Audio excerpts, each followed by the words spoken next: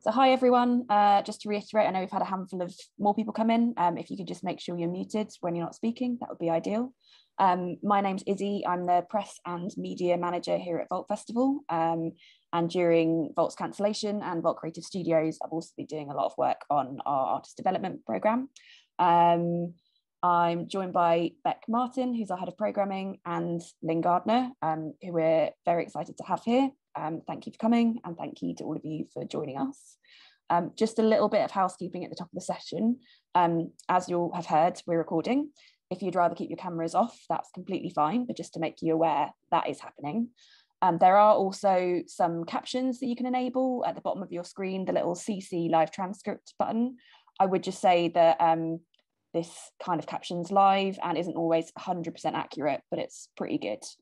But please feel free to turn that on if you'd like to. Just to introduce and describe myself, I am a white woman in her early 30s. I have ginger hair with quite a lot of grey in it currently, and a nose piercing. Beck, do you want to introduce yourself? I would love to. Hi everybody. My name is Beck. I am the head of programming for Vault Creative Arts and Vault Festival. I am a brown woman in her verging on mid-30s now, wearing a black shirt in front of a red couch with a small schnauzer behind me called Luna, whose birthday it is today. She's 2 today. Lyn.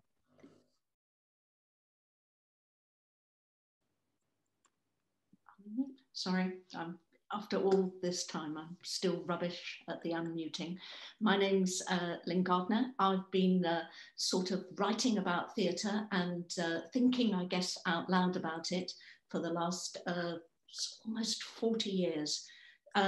So I think that places me as a blondish, greyish, slightly elderly woman, and I'm wearing glasses and a black cardigan, and I have a bookshelf behind me with not many books in it yet. Brilliant, thank you both.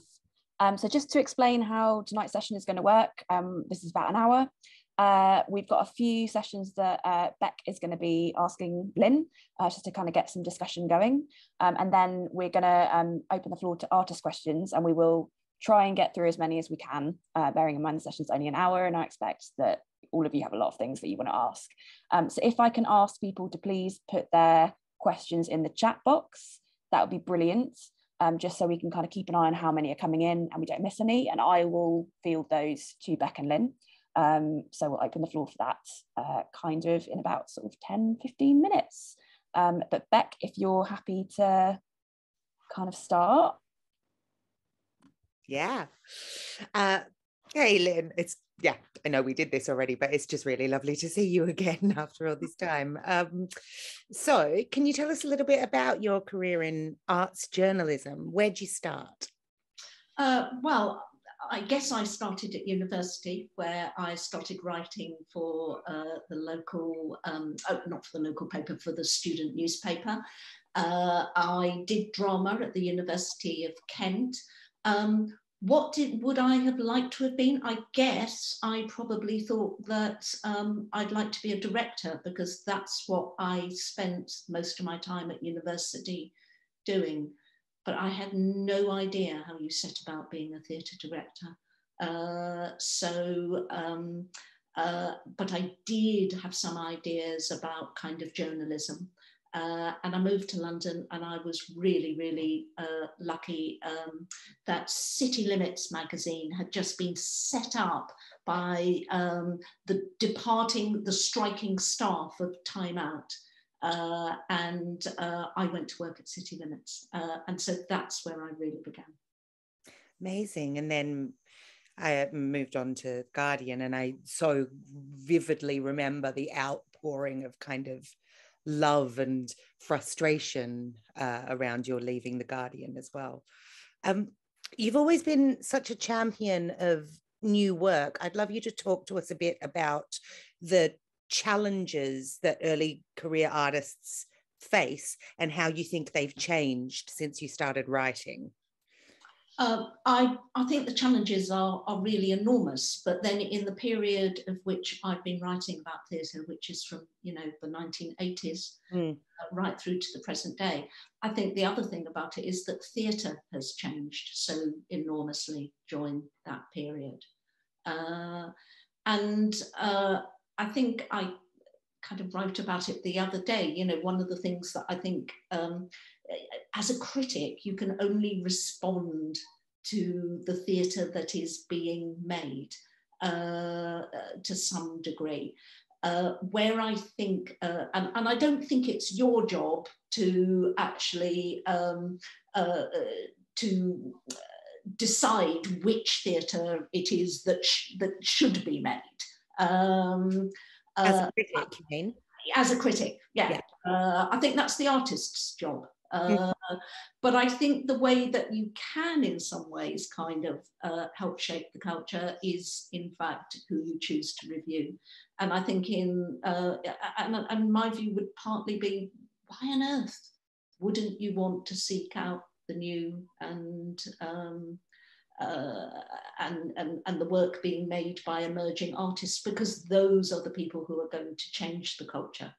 But I think they need support, because I think it's an incredibly difficult job, and I think it's like lots of people kind of jumping off a cliff top and kind of swimming to a raft sort of somewhere out in the middle of the sea.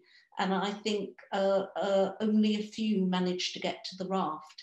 And I think that one of the things that critics do have a role to play in that is in helping as many people as possible to get to the raft. So I think it's tricky. I think it will be trickier still as we move beyond pandemic. Not least, actually, because I think it is very likely that theatres are going to play it safe.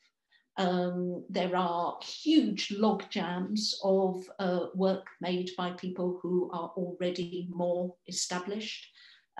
So I think that, you know, it is not an easy time to be an emerging artist.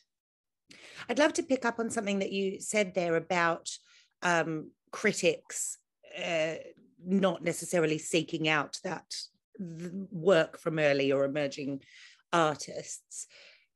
Why do you think that is, that kind of your peers aren't seeking to platform that work? And how do you think that people in my position as venue programmers or so forth can help early career artists? I think the reason it doesn't happen is that space is limited. I mean, the odd thing is we have this thing called the internet. Space shouldn't be limited at all. And yet, of course, actually the truth is that even in publications that say they are digital first, they still limit the amount of space that they're going to give to theatre. And therefore, of course, they're going to give it to, I don't know, James McAvoy in Cyrano, or they're going to give it to a big, shiny revival of Mike Bartlett's Cock, rather than give it to artists who they've never heard of. And during my time at The Guardian, it sort of almost became a joke where I would suggest that maybe I should go and see something that was not on one of the lists, and an editor would say to me, "But Lyn, will it be good?" Yeah? To which, of course, the answer can only be, well, actually, you know, unless I go and see it, we will have no idea. Yeah. And I think there's also something which is to do with the fact that actually you have to, as a critic, when people are doing perhaps different things, I think you have to be kind of willing to learn the vocabulary. I think you have to be absolutely willing to go, listen, I'm not sure I understand this. Yeah. But I think you also have to kind of give it the benefit of the doubt. One of the things I always think that's absolutely fantastic, it really drives me crazy when I read those reviews where somebody kind of writes something along with that, and then this kind of really random thing happens. And actually, I just kind of go, no, actually, you know, no artist, no director, no writer is just going to allow a random thing in their production. It is there for a reason. And it is up to me to try and think very hard about what that reason might be. I mean, the truth is, you know, I might not get there, and it may require me to see the work over a period of time. But I'm a great believer that you can see a spark in something, yes? And I think the role of people like you, Beck, and Izzy as well, as somebody who's working in press and communications, is actually, you don't need to hold the critic's hand, but perhaps you can just contextualize the work, perhaps for us in the best possible way. And I think also there's something that can be great if sometimes people who are programming or working in press are absolutely prepared to stick their necks out and go, hey, listen, I think this is really, really good, and you should go and see it. And I that's one of the things I really, really love about the Vault Festival, is partly about the fact that often you get that sense within the Vault. I mean, you know, unlike on the Edinburgh Fringe, when it's like looking for needles in haystacks, in the Vault Festival, you start to get a sense of the work the Witch is creating a buzz. That's really useful, thank you. And a good lesson for people in venues, I think, to, especially in a venue like Vault, where we're programming so many shows, to kind of point critics in certain directions. That's really helpful. I think particularly that is the case with kind of emerging work, because in a sense it often is untested. Yeah. And I don't think that is necessarily, I don't know, in a way, sort of a kind of favoritism. I think that when you know, as a programmer, as a press person, that you have got something in your venue which is absolutely fantastic, it's not about saying to a critic, oh, actually, don't go and see that, go and see this instead. It's about saying, go and see this too, you know. Yeah. And I think that can be really, really helpful. Yeah. And I would argue that your editor who said, will it be good? There are plenty of big, shiny shows that are definitely not good. Yeah. Anyway, how do you think COVID has changed the game for artists and for venues? What risks are we facing as a sector at the moment? I mean, there are just so many risks. And in an odd way, I saw the other day, and I can't remember where it was, probably on Twitter, but it was somebody saying something like, oh, goodness, you know, I would never in a million years have wished COVID on any, you know, on anybody. We didn't want COVID at all. But perhaps it would have been far better for the theatre sector if it had been a short, sharp kind of shock and really kind of terrible for a year, rather than this on-off situation. And I, you know, one may not agree with that sentiment, but I can absolutely understand it. I think the problem for the theatre is one of uncertainty. And I think that is exactly the kind of uncertainty that Vault itself has experienced, and why we are this year without a Vault Festival, and what that would mean for artists. I think it's about uncertainty of audiences, and how and when they will return. But I also think, as in any situation like this, though I think there are enormous difficulties, and there are lots of things that really worry me about the logjam that I referred to earlier. I think things like the worry that what will happen is that theatres will just try and programme the things that they think audiences will buy tickets for. Yeah?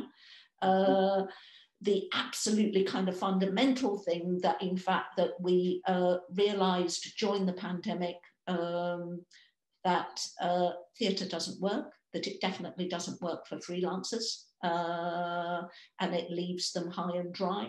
So all those things are really bad. But I also think that there are, like, it raises also possibilities, and it is up to us as a sector to actually really look at those possibilities, to look at what has not worked and how we might change it. And I also think the question of the audience is a really interesting one, because, you know, if suddenly you don't have that older, regular, affluent audience, instead of playing scared, this is your opportunity to actually to program the unknown, the emerging, the untested. So I think there are interesting possibilities as well.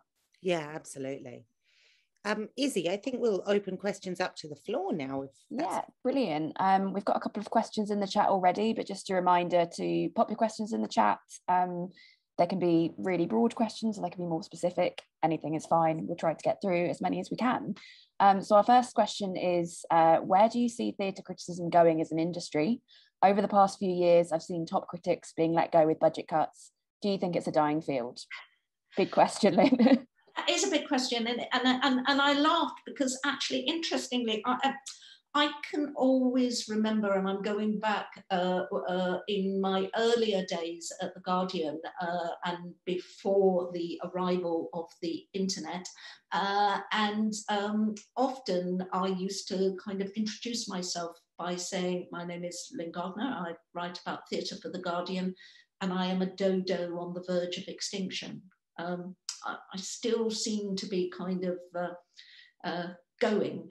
But in many ways, it seemed to me that the internet was a game changer on that, because it genuinely has opened up the conversation around theatre. And the reason that I thought that I was a dodo was because I could see that when I first went to The Guardian, I often wrote reviews of about 800 words. And by the time I left The Guardian, I seldom wrote a review that was longer than 320 words.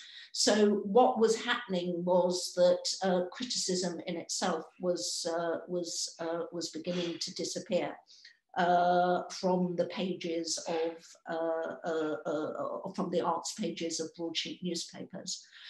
The thing that's happened with the internet is that the potential has happened for actually for criticism to go into the nooks and crannies, to seep in, to happen in different places. But I think there are also difficulties, and in part, I think that's about the sector itself, which is that I think the sector needs to be more supportive of those different voices writing in different places. We talk a lot about diversity and broadening access in for those who want to make theatre, but I think we need to do exactly the same in terms of how we do that to people who want to write about theatre. And I think one of the things that is difficult, you know, in some ways, when I started out, I did write for City Limits. I then became a kind of freelance and I wrote for The Independent, and then I went to The Guardian. But, you know, I did loads and loads of work for free. And I was in a very fortunate position that actually, in a way, I was able to do that and write for those other publications because I had a job at a day job at City Limits as well. And I think those options are simply not available for people now. Neither is there, I mean, there's never been any career progression in terms of writing about theatre, but I think it is even harder now because newspapers are making even less use of freelancers. But again, I think it is up to the theatre industry and sector to actually provide that support as well. And I think part of the problem is that they value a review from the Times or the Guardian or the Independent way, way too much, when actually, you know, some of the best criticism is being written completely independently, in the same way that many independent artists are those who are creating the best theatre work. It's many independent critics who are writing the most informed, thoughtful, provoking criticism around theatre, and yet venues very, very seldom support that. Yeah. I'd love to pick up on something you said there, Lyn, particularly around diversity in criticism, and then relating back to a point you made initially about while you might not necessarily understand the work, it's kind of your job to find a way into it. I got into an argument, a heated Twitter discussion a couple of years ago with an unnamed, very well-known critic about diversity in criticism, and his point, well, I shouldn't say their point, it was a man, was that well, what are we supposed to do? Kind of sack ourselves? We should be able to put ourselves in a position to understand all of the work that's being made. And I'd love to hear what you have to say about work, you know, sort of well-off, white, straight, male critics reviewing work made not by them or for them, and how that feeds in. Well, my retort to the white male privileged, I'm sure probably Oxbridge educated man who you were talking to would be quite simply, so how often are you really going out and trying to learn those different languages, to recognize the different structures of storytelling? You know, I can really recall going back when I was a very young critic starting out in the 1980s, and there was a wave of young women writing plays. And so often the response to those plays seemed to be, oh, well, this young woman is potentially very talented, but she just doesn't know how to structure a play. And I think there's something absolutely similar which is going on now, which is that we have different artists telling different stories, using different structures, using different forms. And I think we can try as critics to you know, try and understand and to get a handle on what it is that's going on.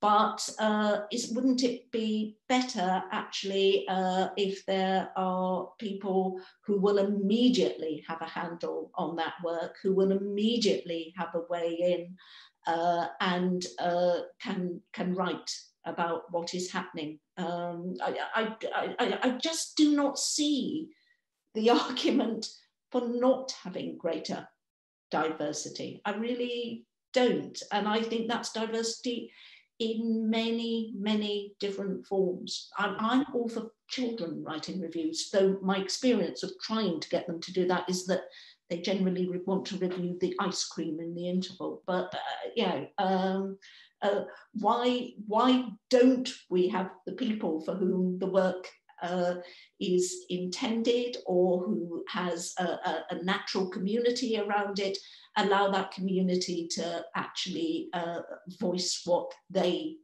think about that work? And in fact, it brings me in some ways to another point, which is another sort of hobby horse of mine, which comes back again to the sector, is that the sector is always, and individuals working within the sector, quite understandably, I really understand this, want to get a review. Yes, they want to get a review from The Guardian. They want to get a review from The Times. They want sometimes to get a review from Lyn Gardner. Yes, and I think that's absolutely fine. And but it seems to me that one of the things that venues need to do is see criticism and see critical kind of coverage of their work as part of audience development. And that, because after all, you know, somebody who, let's say, goes to Northern Stage in Newcastle, or to the Royal Exchange in Manchester, or the Ark in Stockton, is probably better placed to actually have a good handle on the work that is being produced and the context it's being produced than it would be, in fact, in some ways, if Lyn Gardner gets on a train and goes there, because I'm not going there every week or every month. And so I think we need to really think differently about criticism and what its value is. One of the things that I love about Exeunt, for example, is the fact that we often have people writing for Exeunt who are also practicing artists. And in the same way that I sort of believe that all artists at some point in their life should dip in and out of the Arts Council so they really understand the funding system, the way things work, I think it would be great if artists dip in and out of criticism, and it isn't no longer the preserve of people who only write about the work but don't do in any way. That's fantastic. Thank you so much. I know we've got a couple of our new critics programme on the call, and I know that some of them are artists and also kind of at the start of their critical careers. We've had a really good question, which is, what advice would you give to those who are just starting out in theatre criticism? Advice, oh goodness, stick with it. Yes, I think it's really, really hard to establish yourself. I think that there are possibilities. I don't think it's necessary, but I think there are certainly possibilities around specialisms. If you are interested in an area of work that perhaps is often under-reviewed and therefore undervalued, or undervalued and therefore under-reviewed, then I think that that is a good area, you know, to follow. Follow your nose. I think one of the things that happens quite a lot, and I can completely understand it, but it sometimes feels that what happens is that and I'm aware of the danger of what I'm saying, because I absolutely do not believe, funny enough, I've just written something about it, you know, that everybody who sets out, let's say, to be a theatre director wants to end up working at the National Theatre. Not everyone wants to climb the greasy pole, they really don't. And I think it can be absolutely the same in criticism.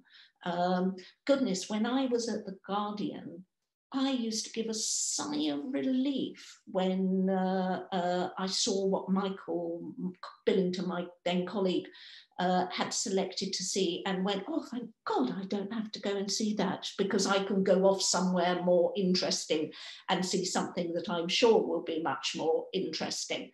But I think that what happens with critics is that, in the same way that artists think that they won't be valued and won't be visible and won't be seen unless they are making high profile work in high profile venues, then I think critics sort of similarly feel that unless they're being invited to review at the National or the RSC or in the West End,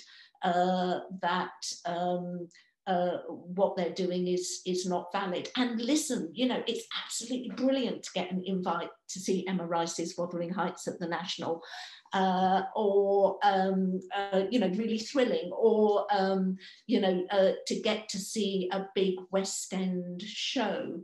But I also think that it's really important to remember what it is that you are really interested in, and sort of go for it. And in terms of advice, in terms of the writing, I mean, or things like that, I mean, really, I'm the wrong person, having written thousands and thousands, to ask how you write a theatre review.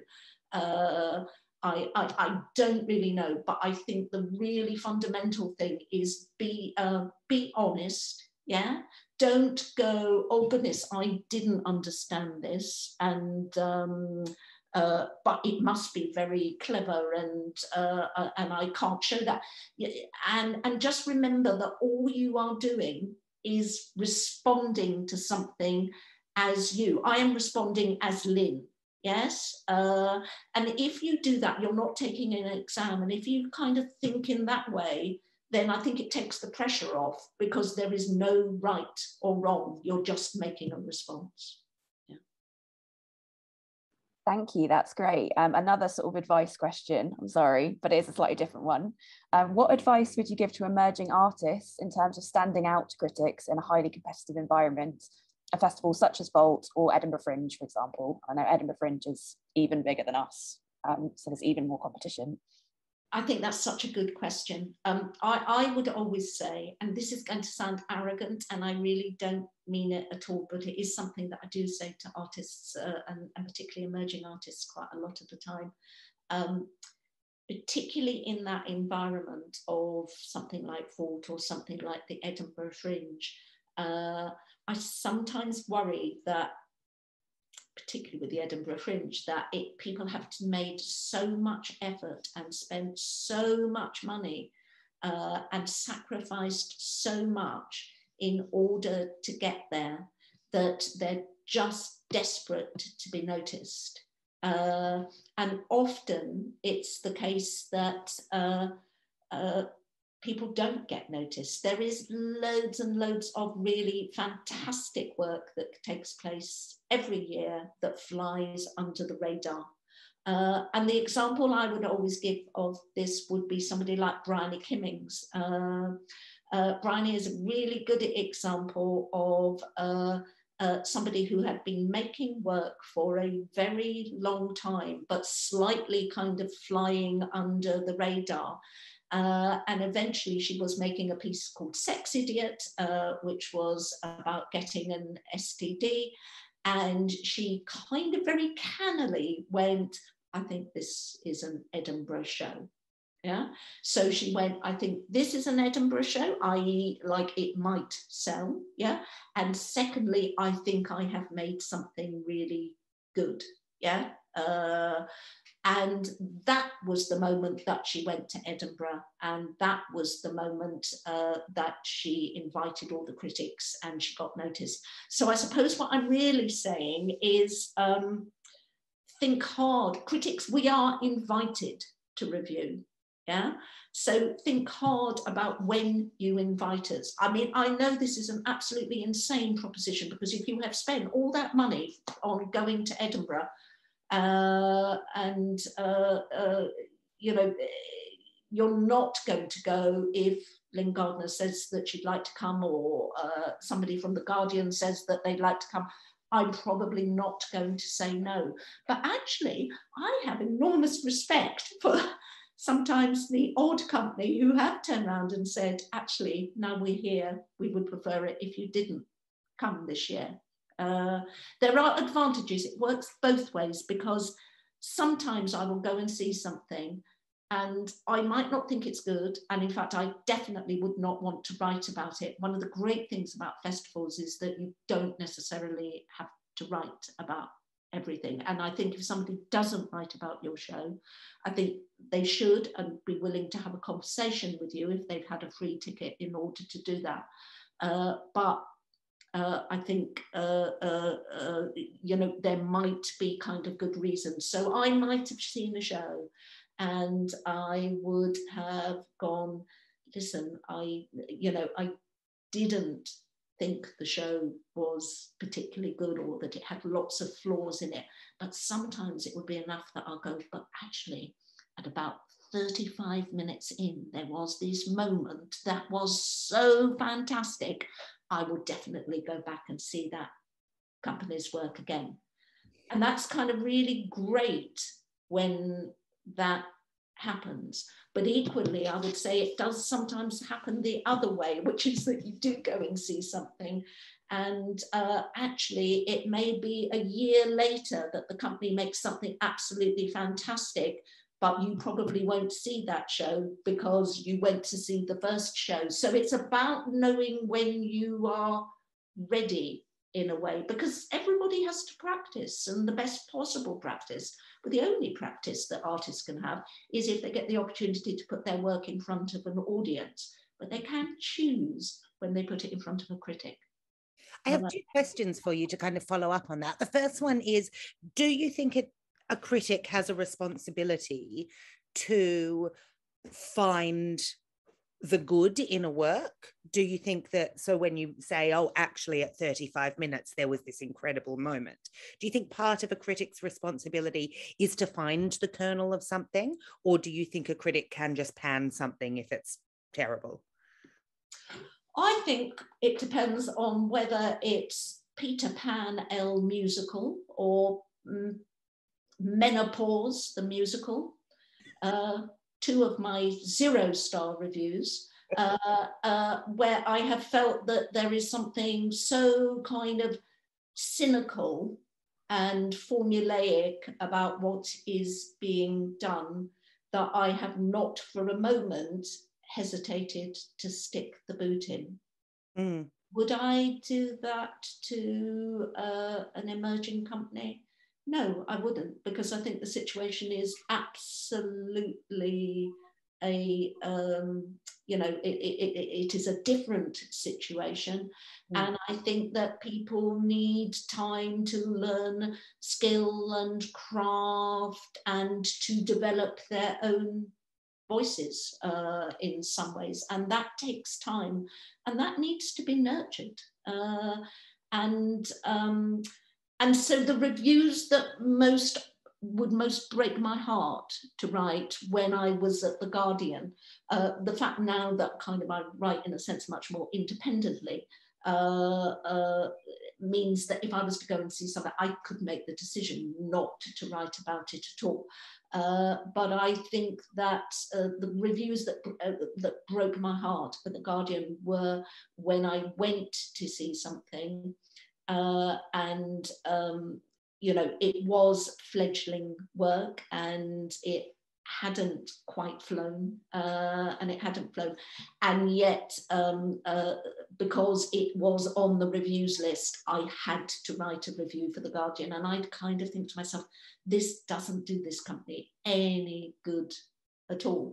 But it comes back to the point about being honest. I couldn't pretend I had liked it if I hadn't liked it, because that simply wouldn't be honest, and I think anyone would see through it. But I think that as a critic, there are ways that you can write about work that doesn't chime for you, that absolutely I understand that it might chime for somebody else.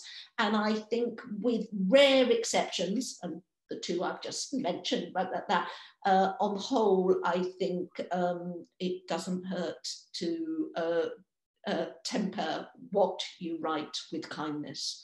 I mean, I write children's books, and so I am on the receiving end of criticism. So I absolutely know what it feels like when you read a review of something you've written and made, and you go, oh my goodness, they just didn't get it at all. I think the thing that makes a difference with a critic is whether you feel that they were trying to get it. And these are kind of quite nebulous ideas, but I think that's a really, you kind of go, well, maybe she didn't get it and she didn't like it, but I can see she made an effort. Well, I think that's a very generous and empathetic way of approaching criticism that I would argue is not shared by a lot of the higher profile critics in the country.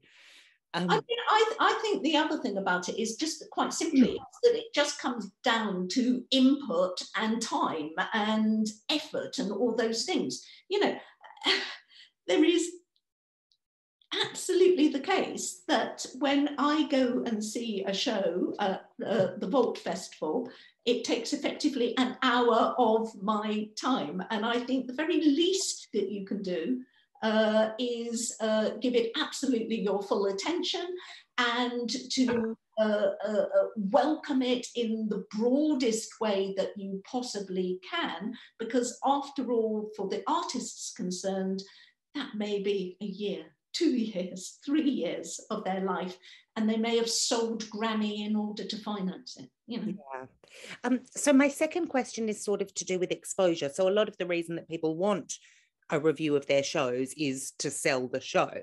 At Vault Festival, our runs sort of don't really allow that. If you come to see a show on a Tuesday, and say the review goes out on Wednesday or Thursday, there's only 2 days for that review to have an effect on the sales of the show. And I would argue that's run lengths are probably similar for emerging artists in those kind of spaces, people doing their first show at the Rosemary Branch or the Space or things like that. So how can emerging artists take advantage of criticism when there's not enough time for the review to have an effect on sales? Yeah, I mean, I would really, really pick up the point that I never think that I am writing to sell tickets. I sometimes accidentally do sell tickets, and that's not, but I do not see that it's my job as a critic to sell tickets. Clearly, you know, the marketing departments of venues and festivals do see me in that way. So I don't think that's my job, but I think what it is that artists can do, I think they can use those reviews. They can use those reviews potentially in Arts Council applications in the future. They can show those reviews to potential programmers. I mean, if I was an artist at let's say the Vault Festival, and I suddenly got on, my run begins on Tuesday, and I suddenly on Wednesday morning, probably Thursday, but maybe Wednesday, got a rave review from somebody respected, I would absolutely try and get hold of programmers and people using that as leverage. I would tweet it out. I would use Twitter. Twitter is a really, really good way of getting directly to people. So, you know, you could DM, programmers and producers at other venues and things like that.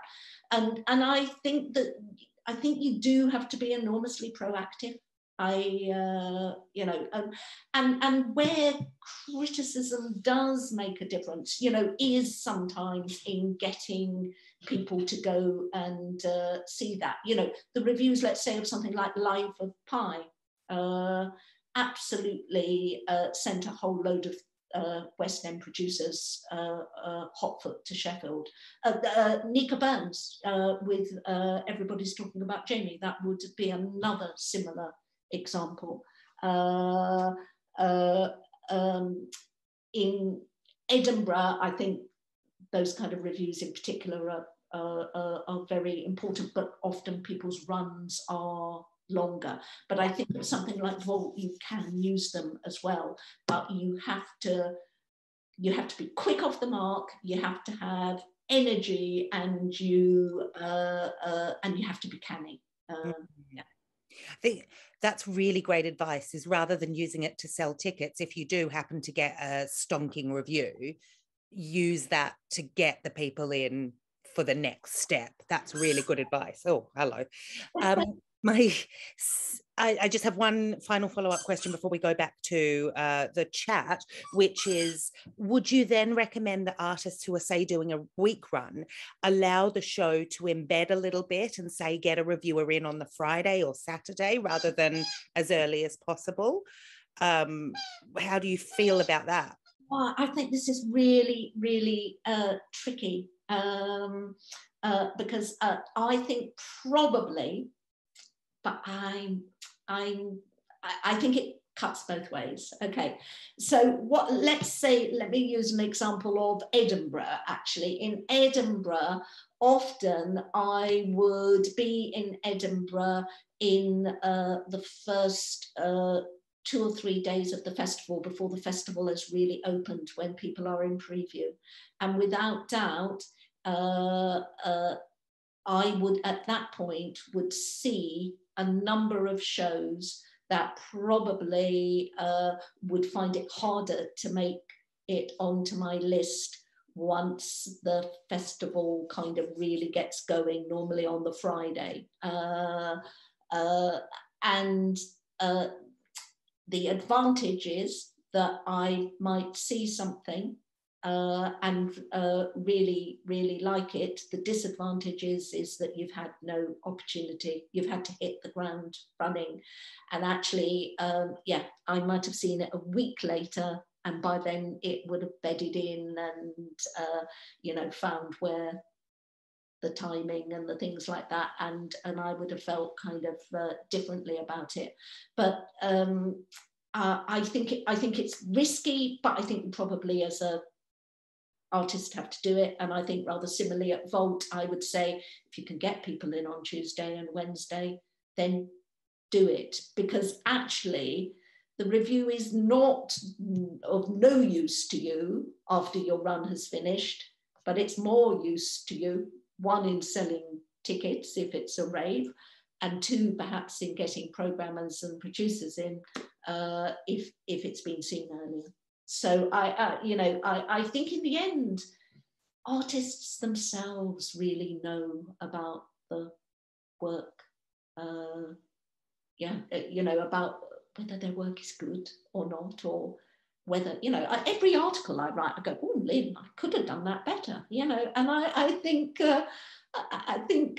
not at the time, but I think it's true that often 6 months later, people will look back at their experience at Vault, or their experience at Edinburgh, or wherever it might be, and will go, oh, actually, yeah, maybe it wasn't the greatest thing. Yeah, I think there is so much effort, goes back to that point about effort, about getting the show there in the first place, that it's not just about being there, it's about being there with the best possible show that you can make. And then, because you've got the best possible show that you can make, that you are really using all the resources and things and making that effort when you are already exhausted about just having got the show on, in order for that show to take you to the next step. Because after all, and actually I always remember, Beck, it was you who said to me once when we did an interview a few years ago, and you were saying, that point about Vault is there have got to be pathways to the next step. In itself, there is no point if people are coming back to Vault year after year after year. I mean, there may be particular shows and particular artists for which there is a reason to do that for, but for most artists, they should be able to progress in some ways. Yeah. And there is a problem because there often aren't those pathways available. But I also think that the sheer exhaustion and effort of getting your show on and open on the first night is that sometimes artists find it difficult to exploit those opportunities and possibilities that they do. And I guess what I'm saying is it's that one more push after you've done the push to get it on that you really need to go for. Yeah. And use critics to help you do that. Yeah. I just wanted to pick up on Twitter a little bit, because I follow you on Twitter, Lyn, and especially during Edinburgh, your feed is very helpful because I know you respond to shows kind of as and when you're seeing things. So kind of two questions, one from me, which is, how do you think Twitter is changing theatre criticism, being able to respond to things kind of briefly and quickly, but also engage with artists directly? And then we've also got a really good question in the chat, which is, how do you deal with trolls on Twitter, and do you get them? Okay, Twitter. Listen, I am still, I always remember when I went on Twitter in 2008. So, I mean, I am not an early adopter of these things, but The Guardian said to me, you know, you should go on Twitter. And I went, oh, listen, I'm not going to tell people what I had for breakfast. So I'm just not interested. And I did, and I discovered I absolutely loved it, and so I still feel extremely benign and about Twitter, even though I know that it can sometimes be a very, very difficult place, and I see that it's a very difficult place. I think that it is a very useful place for the theatre community to connect to each other. I think the reason, for example, you know, generally I absolutely would not be this kind of, I would not review a play at the interval or do that kind of thing. But I think in Edinburgh in particular, it is a really useful device about the fact that if you have seen something good, you can tell people immediately about it. I mean, this is a sign of how much these things have kind of changed, is that I can, you know, I've been doing it so long that sometimes, you know, there would be a point that I would see something. The show I really remember about this is actually 1927, who another very good example who of a company who went to Edinburgh one year and were not having a very good time and made it their a point of kind of going round and seeing what was doing well. And the next year, they came back with Between the Devil and the Deep Blue Sea. And I remember with that because of the, you know, the way that newspaper deadlines worked in those days, which was that I had seen this show. I knew it was absolutely fantastic and that they were interesting and groundbreaking and doing something completely different. But of course, there was no mechanisms because there wasn't the internet in those days or Twitter to talk about it. And of course, so the only thing I could do was actually keep my cards very close to my chest. Though, in fact, I think I did tell a couple of producers and programmers that I on my travels, but I certainly didn't tell any other journalists, so that my review, which wouldn't come out for like 3 days, would that, you know, that another paper wouldn't get it first, that kind of competition. The world has changed and changed for the better. And now I would absolutely, as a matter of course, if I saw something good in those circumstances, I would just say, listen, go and see this.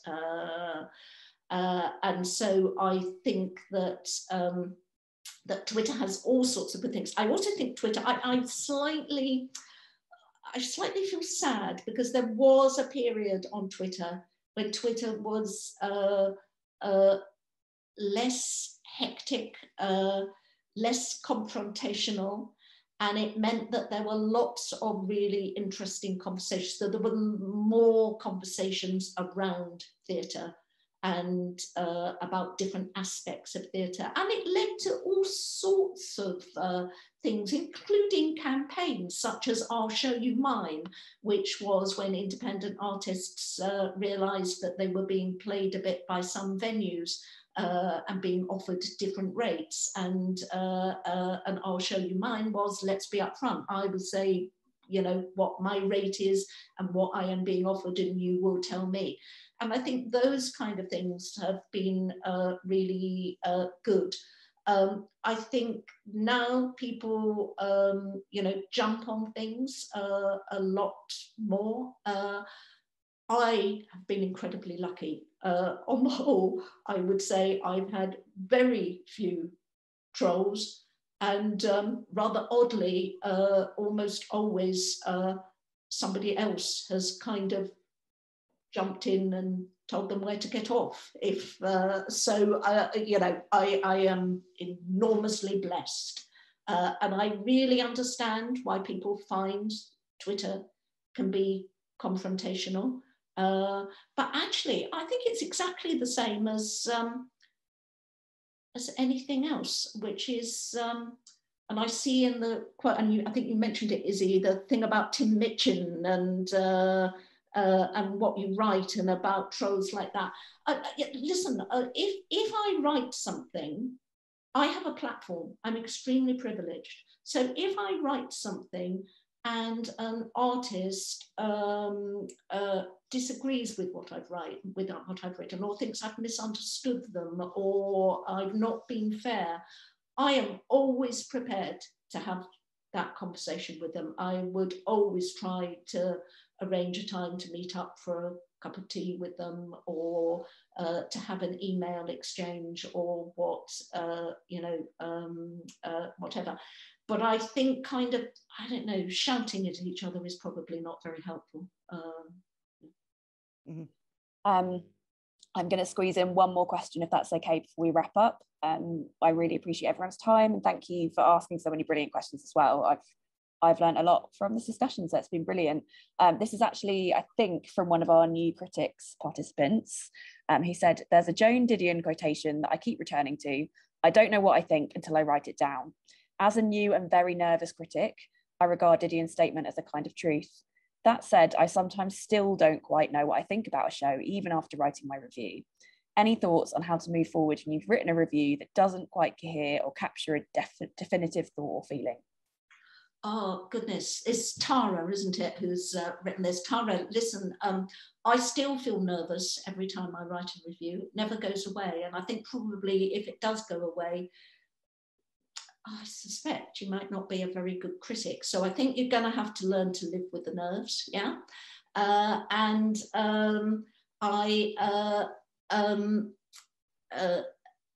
all the time, I read back reviews that I've written perhaps at some point in the past. Maybe I'm going and looking something up, and I look at the review and I go, "Oh, Lyn, you didn't say that." Yeah, that. But I don't know that Joan Didion quotation, but actually I think it's absolutely fantastic, because I would honestly say that the reviews that I enjoy writing most are the reviews when I sit down in front of a blank screen and I have no idea what it is that I'm going to write, or the reviews where I've come out of the theatre, often the evening before, and been absolutely sure what I thought about something. And then when I sit down and start to write, I discover that in the very act of writing that I think something entirely different to what I think that I thought. And so I think you kind of need to go with this and maybe worry less and sort of allow yourself to sink into it more. And that there may be something, this is only a suggestion, that that maybe that you think about in the same way that we talk about theatre and different forms and how exciting that is, that in fact that you think of different forms for the way you're writing criticism, and you may already be doing that anyway. But it seems to me in many ways theatre criticism has stayed pretty well the same for the last kind of 200 years, and it's pretty formulaic. And there may be ways of, of getting things to cohere, or capturing a definitive thought or feeling. I'm really delighted that you're using the word feeling and not just thought. And that might be through exploring different forms of ways of writing, like maybe as a stream of consciousness, maybe as a haiku,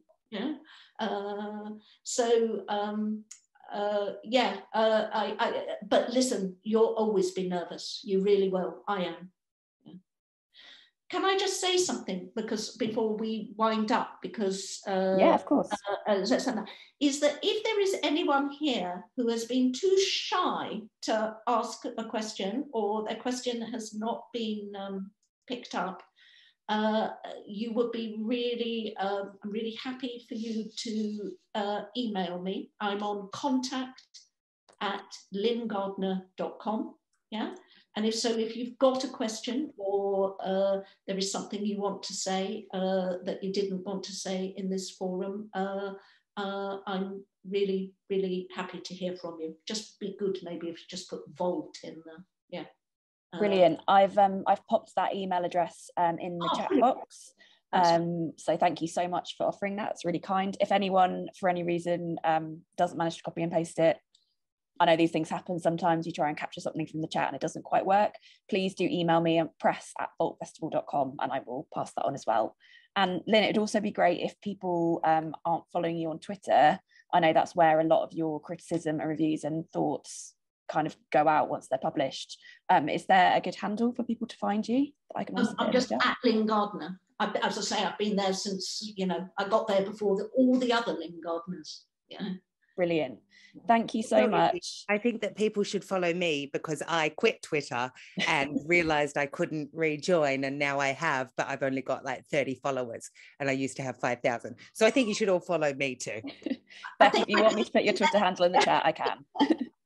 But Lyn has already followed me, so that's all I need in my life. Thank you so much to both of you for doing this. This has been really insightful and really great. And I know really appreciated by all our staff and artists and by myself as well. I've certainly learned a lot. I've obviously put those contact details in the chat, but people are also welcome to email me if you have any questions or you missed them, or if you generally just want to chat about press, criticism, anything like that. I'm also very happy to take those as well. I'm press@vaultfestival.com, so you can reach me on that. But yeah, thank you so much. This has been really fantastic. Thanks so much, Lyn. Thank you, Izzy, for hosting as well. It was really brilliant. I learned heaps. Thanks very much, all of you, and thanks for all the questions. Take care.